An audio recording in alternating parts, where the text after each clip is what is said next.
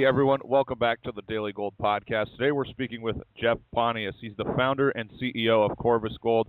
And Jeff, I want to start off and just get some of your comments on the stock price because the stock's been basing for a number of months, and in the last 2 weeks it's made a pretty strong move upward. What are your thoughts on that, and do you think there's anything behind that? Well, I think you're right. We have been basing, and so the stock was positioning itself for the next step up. And I think we're seeing that. We've seen a rise in commodity price, gold price, and we're seeing companies like ours with fairly large projects, large gold resources, get the best of the move lately, and hopefully we'll continue to see that on into the future. And Jeff, we're going to be touring the North Bullfrog project again in a couple weeks out in Nevada. And you guys put out months ago a resource estimate of 1.6 million ounces. Now, the significant aspect of that is there's near 1 million ounces in the oxidized category. Can you just explain to our audience why that oxidized resource is important and what it tells about the potential mineability of the deposit? Yeah, the oxide itself is really important to us because it's the best recovery we get out of a very simple gold recovery process called heap leaching. So we're very focused on continuing to develop that oxide resource, which has returned quite good numbers for us on the recovery side. And we're actually in the process of, we just completed a first round of resource step-out drilling, anywhere from 200 to 400 meters out from the current resource.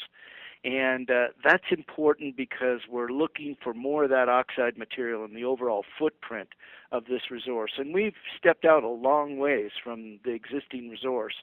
And it's really geared towards focusing us on that second phase of drilling that starts for us, which will be quite a bit of additional step out and infill drilling to convert this resource, the bulk of this resource, to measured and indicated, which is what we need to do advanced mine planning for this project. That program will start here in the next few months, and it will carry on probably through this year and into next year. We're permitting it right now. The drills right now are working on chasing the feeder zone, the high-grade feeder zone. We got some good results back on that from last year's drilling where we intersected 6 meters of almost 12 grams a ton in what looks like could be a high-grade zone of mineralization that comes from surface all the way down fairly deep. We've hit it down around 300 meters. So that's what we're doing right now, and we'll get to see that work going on when we're out at the site. We're also working on completing our PEA, our preliminary economic assessment, which is a scoping study that really talks about the mineability of this deposit and puts it into an economic picture so the investors can see just how much money this operation would make and just how much it would cost to get it into production and what the operating costs would be. So all that's coming together. That looks like that's on track for the end of February, and we should be able to get those numbers out, and everybody can give this a very hard look once they see that detailed study. Yeah, let's delve into the upcoming PEA a little bit more because, in talking to people from your company, and also I was reviewing PEAs from other companies in Nevada and so forth, and comparing the valuations, and I feel if the PEA shows a payback of less than 3 years, and we do see that the project can be mined very profitably. I mean, I think there's huge potential for the stock to make a big move. I don't think any of that is really priced into the company yet. So can I just get maybe a few of your thoughts on that? Yeah, I think as far as the company's valuation right now, we're valued as an exploration company with a number of interesting exploration projects. So that's about the level that we're valued at right now, roughly a market cap of around $30 million. And so certainly when you move a project along the path of production, you basically get your PEA done. It shows an economic performance that project could do at a certain gold price. Then what that really does is give people a real benchmark to value the company on. And usually when those things come out, they can have a positive impact on the stock. So we're waiting around trying to see exactly the numbers that are going to come out of this. We think it's a good project. It is low grade, but it's very favorable from the standpoint of mining and processing. So we think we're gonna end up with a attractive project out of this, and we'll just have to see what the numbers come out at. But 3-year payback's a pretty interesting number. If we can get it to that level there, then that'll be intriguing.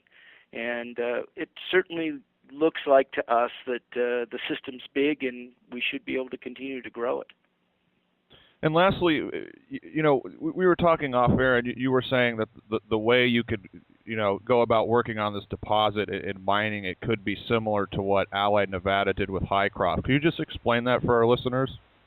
Yeah, the Allied guys did a great job with the Hycroft mine. They went in and they did initially a very low-cost heap leach operation based on the oxide, and that mineralization was initially processed via run-of-mine. Basically, they didn't crush it. Then they were able to afford, once they worked their way down, they were able to afford to buy a crusher facility and stick that in place, and that increased the profitability of the deposit. And then they went through the process of evaluating the sulfide deposit that exists at depth. We have sulfide mineralization right now in our resource. It's about 40% of the resource. And that material has not been entered into the mine plan right now. So in the future, we would have an ability to maybe address that material as well. So, I think that's a very good model for us to follow. Those guys have done great with their project, and they're really moving along nicely. Well, on that note, Jeff, I thanks so much for your time and your insight as always. I know my listeners and subscribers really appreciate it, and I'm looking forward to getting out there and seeing you in a couple weeks. All right. Thanks a lot, Jordan. Appreciate the time.